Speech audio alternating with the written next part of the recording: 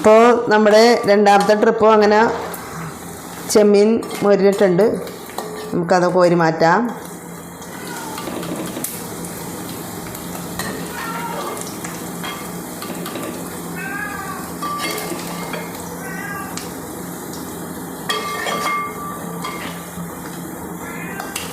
ഈ ചട്ടിയിൽ തന്നെയാണ് നമ്മൾ അച്ചാർ റെഡിയാക്കുന്നത്.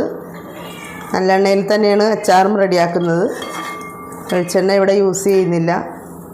നല്ലെണ്ണയിൽ ഇടുമ്പോഴാണ് ടേസ്റ്റും അതുപോലെ ചീത്തയാകാതിരിക്കണമെങ്കിൽ നല്ലെണ്ണയിൽ തന്നെ ഇടണം.